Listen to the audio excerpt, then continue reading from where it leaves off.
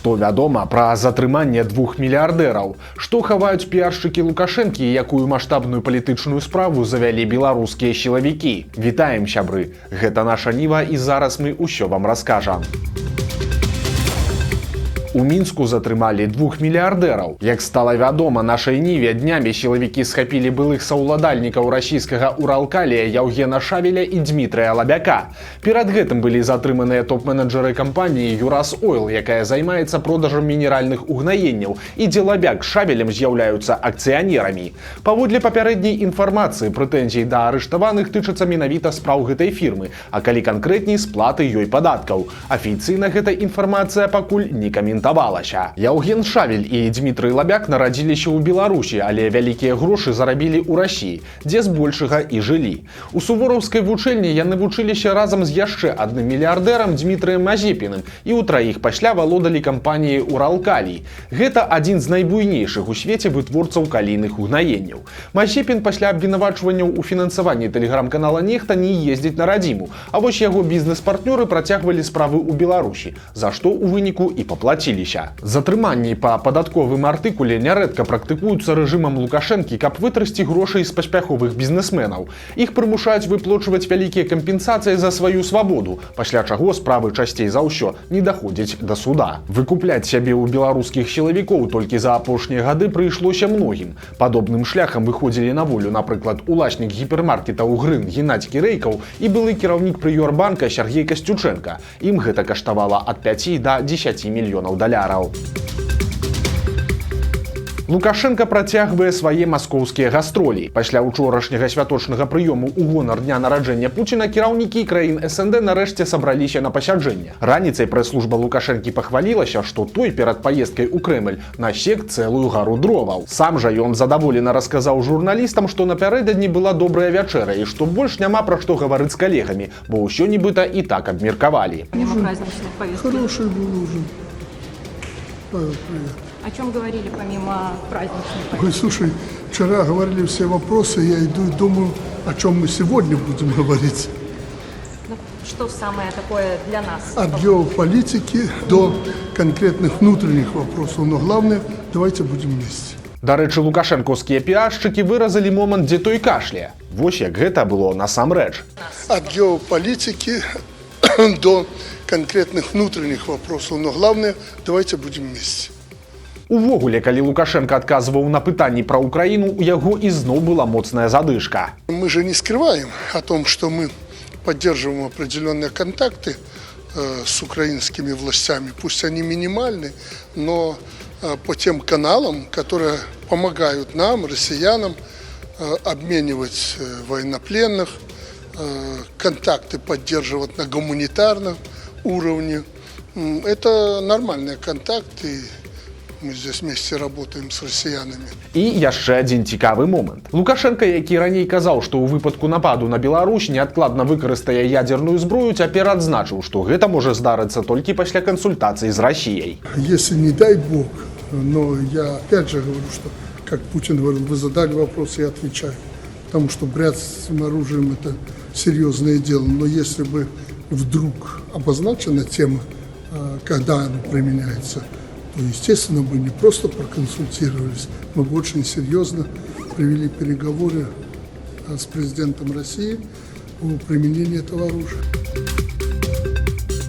Пакуль Лукашенко весяліцца ў Маскве, праблемы здарыліся ў яго самалёта, і той зляцеў назад у Мінск без галоўнага пасажыра. Як паведаміў тэлеграм-канал Антона Матолькі, учора раніцай Боінг Лукашэнкі прызямліўся ў Маскве, але ўжо днём быў вымушаны вярнуцца ў Беларусь пустым. Сёння галоўны борт, які са жніўня знаходзіцца пад санкцыямі, здзяйсняў тэхнічны аблёт у раёне нацыянальнага аэрапорта Мінск, што з'яўляецца ускосным сведчаннем праверкі лётных сістэм, якія мянялі ці рамантавалі на зямлі. Гэта сітуацыя нетыповая тым, што Лукашенко ўпершыню ў замежнай паездцы застаўся без транспарту для эвакуацыі, чаго раней ніколі не здаралася. А таксама гэта указвае на тое, што праблемы з запчасткамі для самалётаў у Беларусі дайшлі і да ўрадавых бартоў.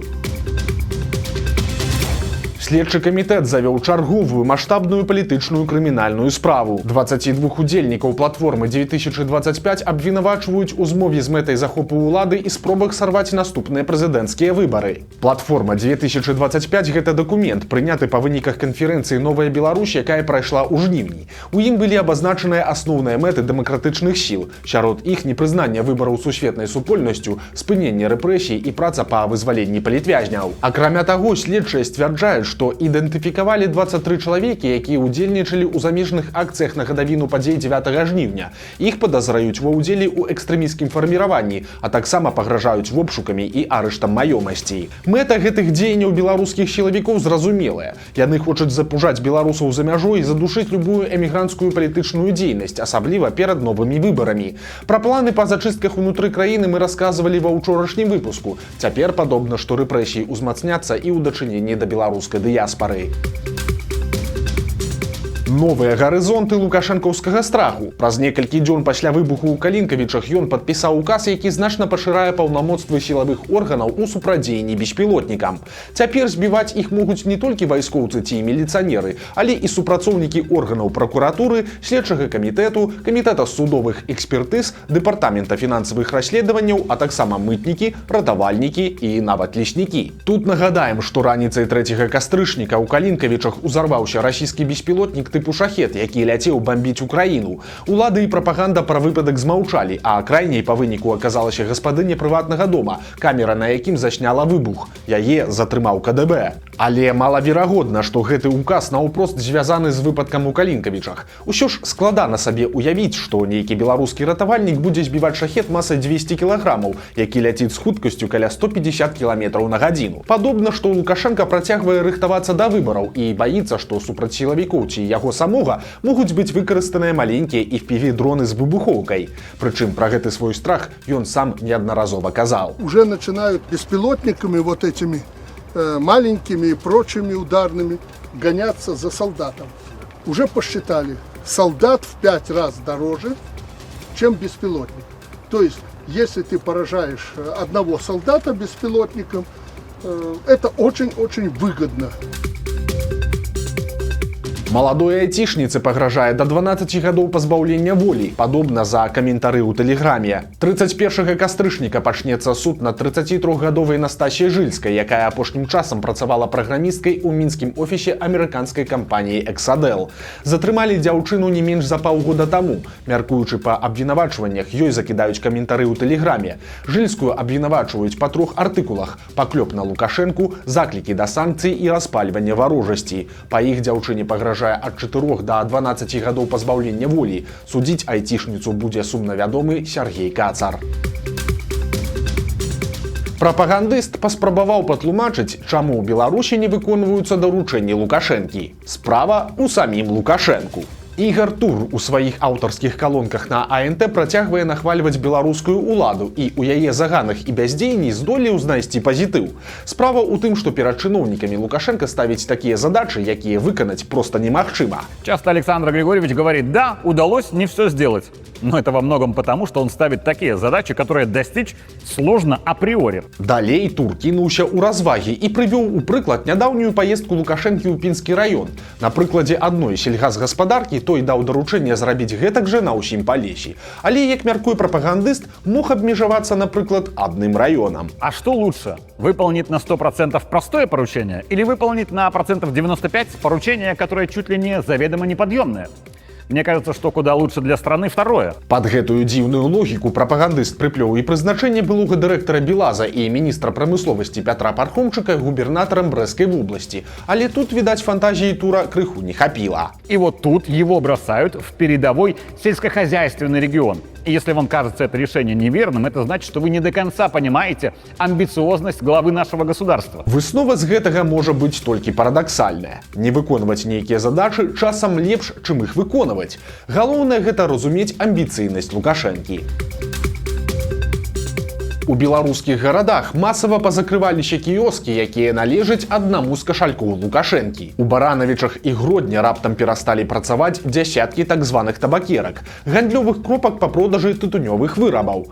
У абласным цэнтры там яшчэ прадаваліся і квіткі на грамадскі транспарт. Пікантнасці сітуацыі дадае той факт, што ўсю Беларусь заставіў табакеркамі прыдворны мільянер Алексей Алексін, якога лічаць адным з кашалькоў Александра Лукашэнкі. У кампаніі «Энергаойл», якой належаць кіёскі, журналісту партала «Зеркала» адказалі, што ў іх ідзе рэарганізацыя. Па выніку павінны з'явіцца два прадпрыемствы, і пасля завяршэння бюракратычных пытанняў табакеркі маюць запрацаваць наноў. У Гродні ж у сітуацыю уключыліся мясцовыя прапагандысты. З пазнакай антыфейк там заявілі, што праблемы з закрыццём паловы кіёскаў па продажы квіткоў на транспарт насамрэч няма, бо іх можна купіць у іншых месцах, напрыклад, на пошце ці на худы канец у кіроўцы. А тых, хто ўзняў праблему, абвінавацілі ў тым, што яны замест рашэння шукаюць апраўданняў. Неверагоднае шчасце простай беларускі. У тыктоку завірусілася відэа паспяховага паходу ў лес. Мужчына па імені Олег збіраў з маці грыбы ў Іўеўскім раёне Гродзенскай вобласці і натрапіў на цэлую чарэнь баравікоў. Усхваляваная жанчына не змагла стрымаць сваіх эмоцый. Ай, сыночек, глянь, сколько их много. Спасибо тебе, Господи, что ты привез эту дорожку сюда. Офигеть! Олесь, сколько их здесь много. Обалдеть. Ролік за некалькі дзён сабраў больш за 2 мільёны праглядаў, але ёсць у сітуацыі і адваротны бок. У адным з наступных відэа блогер паказвае, як яго маці даводзіцца чысціць цэлую гару грыбоў.